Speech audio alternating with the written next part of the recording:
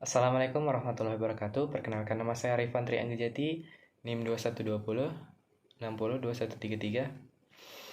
Saya berasal dari kelompok 5 dan rekan saya Melianti dan Ade Merisa. Di sini saya akan menjelaskan hukum permintaan dan pengertian permintaan.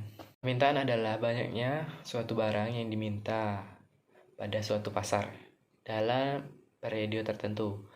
Adapun faktor-faktor yang mempengaruhi permintaan yaitu harga barang yang diminta, tingkat pendapatan, jumlah penduduk, harga barang lain atau substitusi, pendapatan rumah tangga dan pendapatan rata-rata masyarakat, corak distribusi pendapatan dalam masyarakat, cita rasa masyarakat, ramalan, dan yang terakhir ramalan mengenai masa yang akan datang.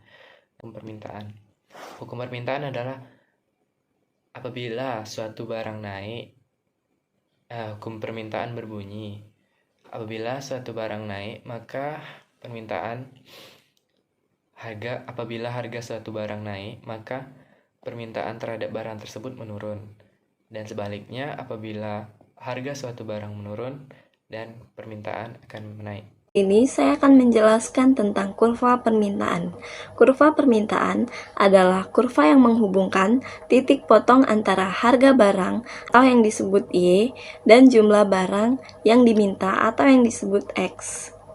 Pada gambar di samping saya, jika suatu harga barang turun, maka permintaan akan naik. Dan sebaliknya, jika harga suatu barang naik, maka permintaan akan turun. Contohnya, jika suatu harga jeruk murah, maka pembelinya akan lebih banyak. Dan sebaliknya, jika harga jeruk mahal, maka pembelinya akan lebih sedikit. Selanjutnya, pergeseran kurva permintaan. Mekanisme pergerakan kurva permintaan itu ada dua. Yang pertama, apabila permintaan naik, maka kurva bergeser ke kanan atau D1. Yang kedua, apabila permintaan turun, maka kurva bergeser ke kiri atau D2. Baik, di sini saya akan menjelaskan tentang efek substitusi dan efek pendapatan dari perubahan harga. Nah, adanya kenaikan harga suatu barang itu akan mendorong penurunan jumlah barang yang diminta jika kandungan berkah pada barang tersebut itu tidak berubah. Yang pertama itu efek pendapatan. Efek pendapatan adalah perubahan jumlah barang akibat adanya perubahan pendapatan real konsumen. Nah, perubahan pendapatan real ini itu bisa terjadi karena adanya perubahan suatu barang, harga barang, maupun perubahan pendapatan nominal yang diterima. Misalnya nih, terjadi kenaikan harga suatu barang X, sedangkan harga barang lainnya itu tidak berubah, maka konsumen itu memiliki kemampuan gitu untuk membeli barang X dalam jumlah lebih besar meskipun pendapatan nominal yang itu tidak berubah. Nah, tambahan pembelian X inilah itu akibat naiknya pendapatan ini tadi, itu yang disebut dengan efek pendapatan. Yang kedua itu efek substitusi. Efek substitusi adalah perubahan jumlah barang X yang diminta akibat adanya perubahan permintaan terhadap barang lain. Misalnya nih, jika barang X naik, maka konsumen akan menambah konsumsi barang X dengan menurunkan konsumsi terhadap barang lainnya. Nah, seorang konsumen muslim itu hanya akan berpindah mengkonsumsi dari suatu barang menuju barang lainnya jika maslahat total yang diharapkan akan meningkat. Nah, meningkatnya maslahat total ini akan terjadi jika kandungan maslahat pada suatu barang itu meningkat, baik maslahat yang berbentuk manfaat duniawi maupun kandungan berkahnya.